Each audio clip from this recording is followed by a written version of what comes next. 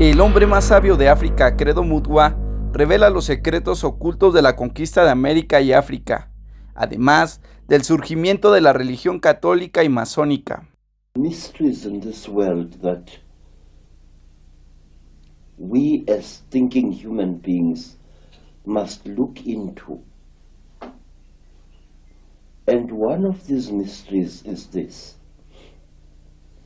There is overwhelming evidence of the fact that before Africa was actually colonized by the white people from Europe, it was first prepared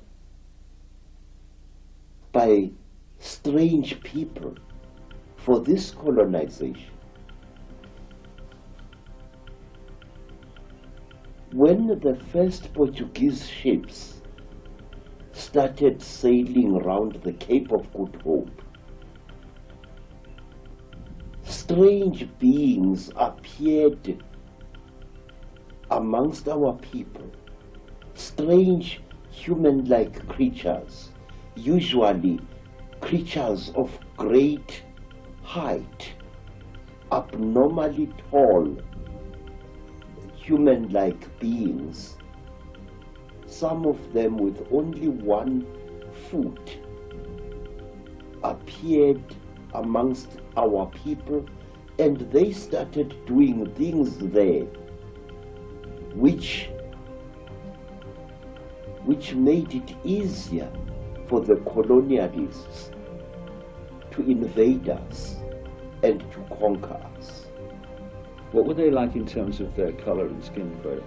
Say, we do not know, but there are those who described them as very, very white, chalk white in appearance.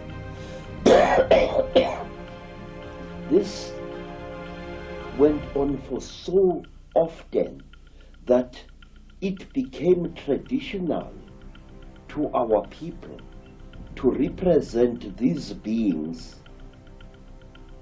with white chalk.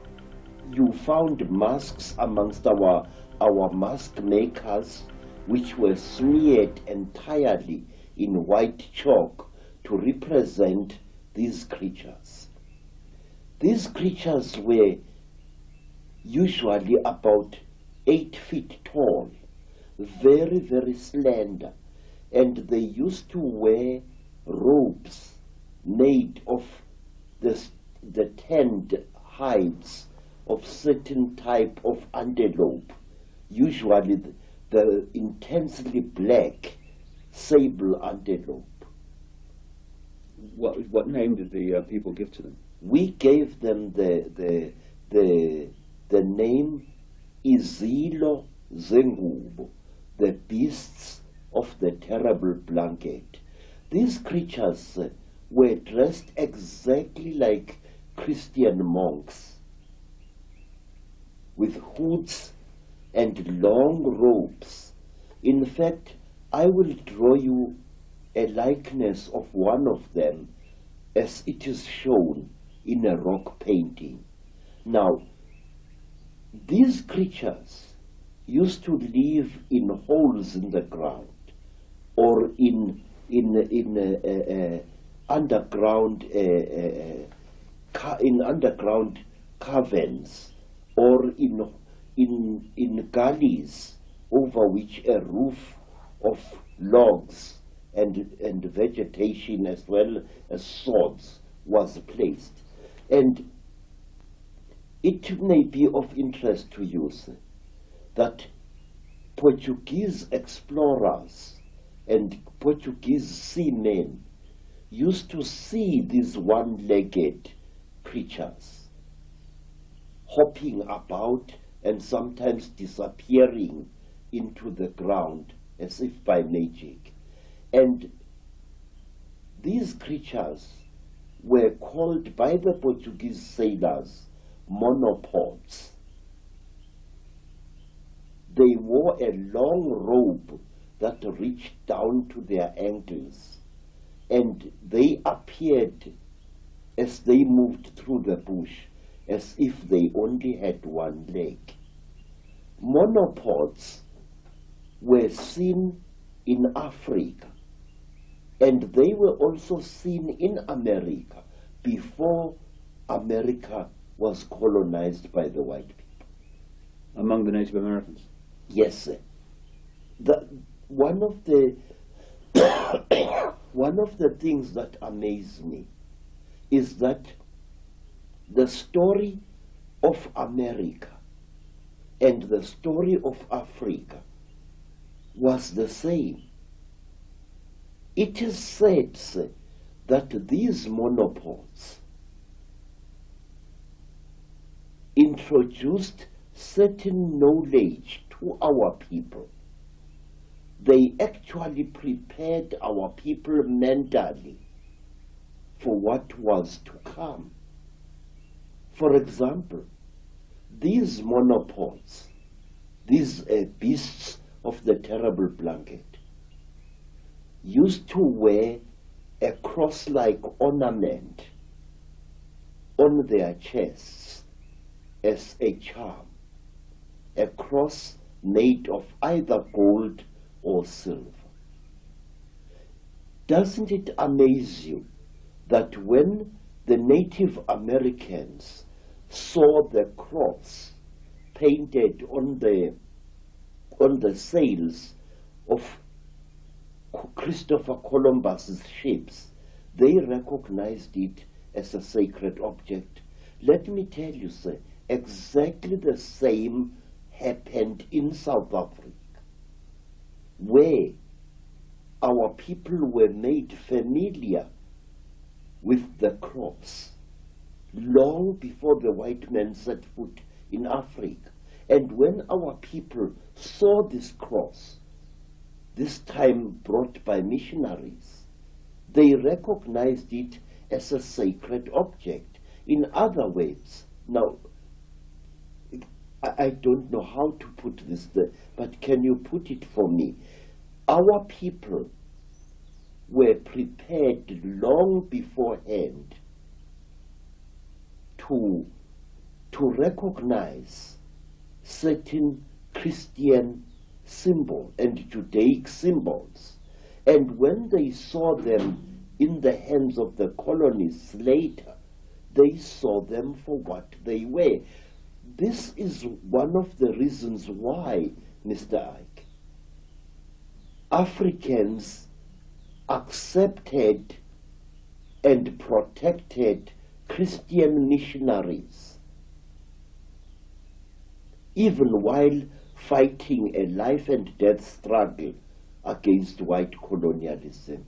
How is it that a man would accept the religion of an invader while at the same time fighting a life and death battle against the encroachments that this invader was making into his native land? This happened in America, and this happened in Africa, and the sources of this acceptance were the same. It seems that this Chitahuli were going around the world preparing for the occupation from the Illuminati Center in London and Europe of these various areas like Native America and Africa. Yes, sir.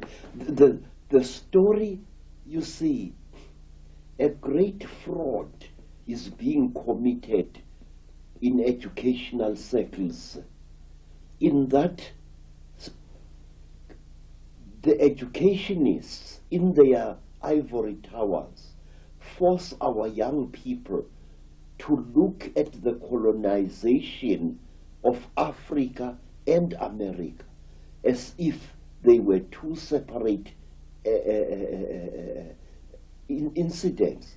But certain factors in this colonization were the same in Africa and the same in America, and they achieved exactly the same results. This is why I always argue that the conspiracy, the international conspiracy, began long before colonial times in Africa and in the Americas. And the results were the same. Look at this.